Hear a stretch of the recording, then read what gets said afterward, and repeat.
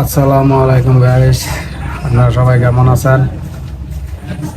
তো গাইস দেখেন, আমি আজকে মাওনা যাইতেছিলাম মার্কেট করতে, মোবাইলের মার্কেট আর কি, মোবাইলের মাল সামানা কিনতে মাওনা যাইতেছিলাম। তো মাওনা যাওয়ার পথে রাস্তায় দেখি জামজট।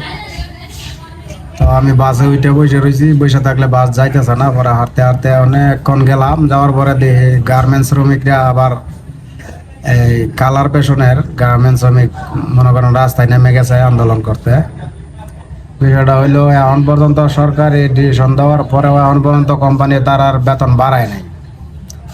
তো আজকে সরকারি ঘোষণায় 3-4 মাস হয়ে গেল, এখন পর্যন্ত কোম্পানি বেতন বাড়ায় নাই। এই হিসাবে মনে হয় কাজটা তেমন খারাপ করে নাই শ্রমিক ভাইয়েরা।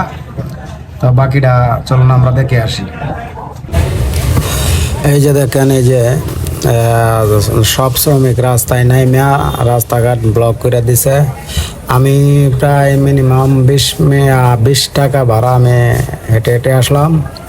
তো আসার পরে দেখি এই জায়গায় এরকম গ্যাঞ্জাম, মনে করেন গাড়ি ঘোড়া ওই পাশেও নাই ওই পাশেও নাই, সব পাশেই গাড়ি আটকা।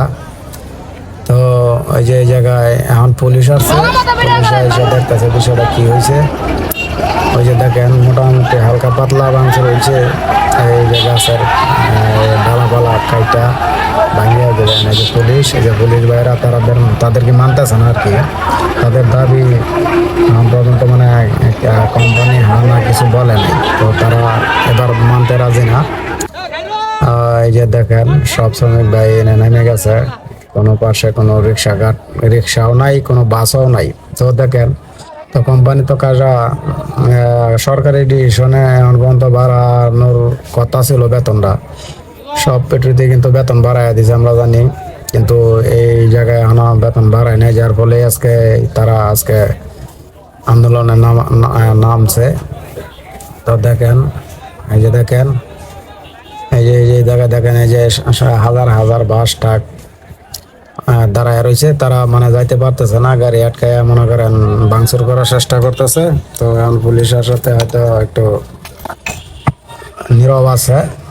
এই যে দেখেন, তো ওই পাশ দিয়ে একবার গাড়ি ছাড়ছিল, ছাড়ার পরে 2টা গাড়ি ভাঙ্গে লাইছে, ভাঙ্গাতে মনে করেন পরে আবার গাড়ি টাইমে গেছে। তো যাই হোক, এই যে দেখেন বিষয়টা।